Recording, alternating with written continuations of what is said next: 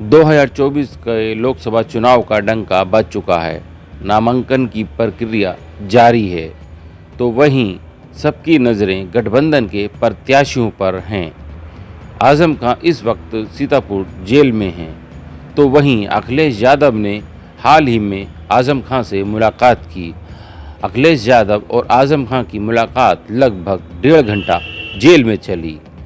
सूत्रों की माने तो आज़म खान ने अभी तक किसी भी प्रत्याशी का रामपुर से नाम नहीं दिया है। अखिलेश यादव से आज़म खान ने कहा है कि वो आप रामपुर से चुनाव लड़िए, जिससे कि रामपुर समेत इस पश्चिमी बेल्ट में जो 8 सीटों पर चुनाव है, हमारा वोटर हमारे साथ जुड़ा रहे और हमारी सीटें आ सकें। अखिलेश यादव ने जेल से निकलने के बाद कोई भी मीडिया को ऐसा बयान नहीं जारी किया है जिससे ये साफ हो कि अखिलेश यादव रामपुर से लोकसभा चुनाव लड़ेंगे। तो वहीं रामपुर के विधानसभा से चुनाव लड़े विधायक और चेयरमैन रामपुर नगर पालिकाओं के, नगर पंचायतों के तमाम ऐसे नेता जो चुनाव लड़े थे, वो उनका एक शिष्टमंडल मंडल जो है अखिलेश यादव से जाकर लखनऊ में मिला है। सूत्रों की माने तो रामपुर के नेताओं ने अखिलेश यादव के आगे ये प्रस्ताव रखा है कि अगर वो ये चाहते हैं कि इस लोकसभा चुनाव के पहले चरण में जो 8 सीटें हैं उसमें समाजवादी और गठबंधन की भागीदारी सामने आए, तो उनको रामपुर सीट से चुनाव लड़ना बेहद ही ज़रूरी है।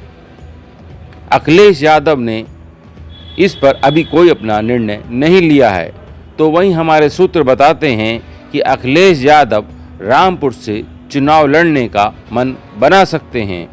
आज़म खान जेल में हैं, उनका परिवार भी जेल में है।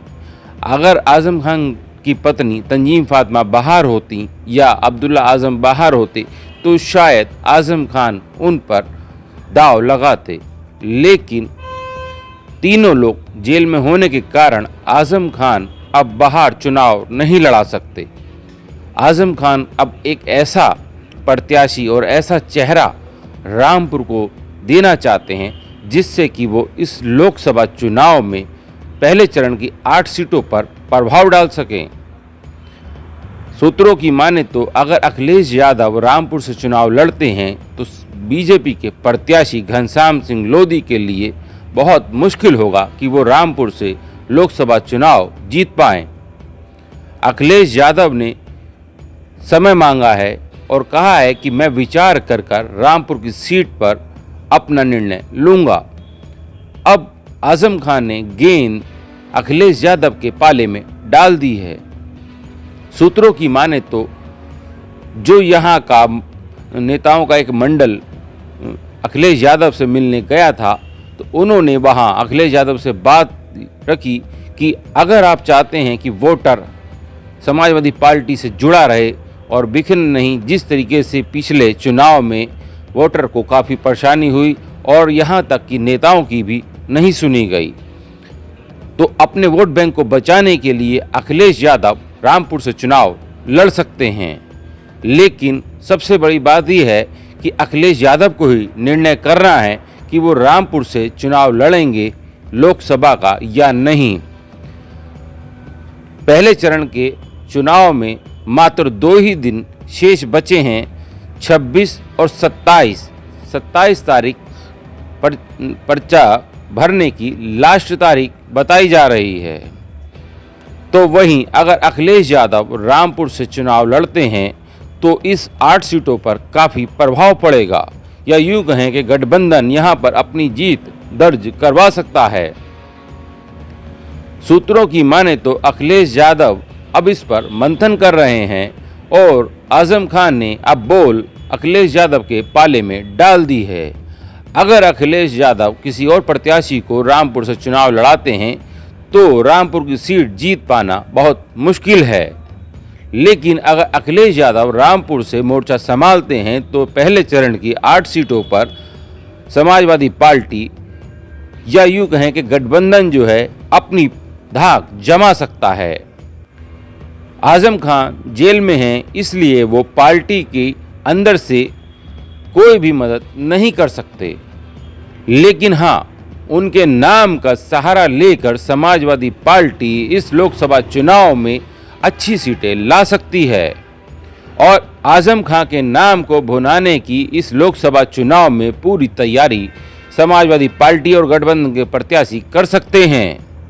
लेकिन आजम खान को कोर्ट से कोई रिलीफ अभी तक नहीं मिला है, इसलिए इस लोकसभा चुनाव में आजम खान अपना बयान लोगों तक पहुंचाएंगे कैसे, ये एक बड़ा सवाल है। हो सकता है कि आजम खान अखिलेश यादव के माध्यम से अब अपनी बात जनता तक पहुंचाएंगे और गठबंधन के प्रत्याशी का मुकाबला भारतीय जनता पार्टी से होगा, ये बात चर्चाओं में बनी हुई है। आजम खान बहुत ही सोची समझी रणनीति के तहत काम कर रहे हैं। सूत्रों की माने तो आजम खान अपने परिवार से अब किसी को भी नहीं लड़ाना चाहते हैं इस वक्त, क्योंकि उन्हें पता है कि अगर मैं किसी भी प्रत्याशी को घोषित कर दूंगा या किसी को भी नाम दे दूंगा तो उसका टिकट तो हो जाएगा, लेकिन रामपुर लोकसभा से उसको जिताना बहुत मुश्किल होगा, क्योंकि आजम खान जेल के अंदर हैं और बाहर उन्हें ऐसा मजबूत लीडर कोई सपोर्ट नहीं कर पाएगा। इसलिए अखिलेश यादव से मांग की है कि वही रामपुर से आकर चुनाव लड़ें। एक नाम और भी चल रहा था चंद्रशेखर आज़ाद का कि वो भी रामपुर से चुनाव लड़ सकते हैं, लेकिन अब यह फैसला अखिलेश यादव को लेना है कि वो रामपुर से खुद चुनाव लड़ते हैं या किसी और को चुनाव लड़ाते हैं। चंद ही घंटे बचे हैं अखिलेश यादव को निर्णय लेने के लिए, तब ही सामने आएगा कि पहले चरण की 8 सीटों पर भारतीय जनता पार्टी से गठबंधन का कितना तगड़ा मुकाबला हो सकता है। और रामपुर में अगर अखिलेश यादव चुनाव लड़ते हैं तो जो उनका यादव वोट बैंक भाजपा में चला गया था वो वापस आने की पूरी उम्मीद लगाई जा रही है और बीजेपी के प्रत्याशी के लिए ये बड़ी समस्या की घड़ी होगी, क्योंकि अगर अखिलेश यादव रामपुर से लड़ते हैं तो भारतीय जनता पार्टी के प्रत्याशी को काफ़ी मशक्कत इस चुनाव में करनी पड़ेगी। अब देखना होगा कि अखिलेश यादव का क्या निर्णय आता है। सूत्रों की माने तो पूरे रामपुर जिले की कमेटी जो है समाजवादी पार्टी की, वो अखिलेश यादव से मिलकर उनको रामपुर से चुनाव लड़ने के लिए न्योता दे चुकी है, साथ ही उनका हौसला अफजाई भी कर चुकी है। अखिलेश यादव कुछ ही घंटों में अपना निर्णय लेकर रामपुर को प्रत्याशी दे देंगे, चाहे वह खुद ही हो या किसी अन्य का नाम हो। अब देखना हुआ कि रामपुर में कौन सा चेहरा सामने आता है, अखिलेश यादव या फिर कोई और। राजीव वर्मा, रामपुर। शहर की सरकार और जनता को दरकार, दिखाएंगे आपको क्या कहता है वोटर। अब की बार किसकी सरकार।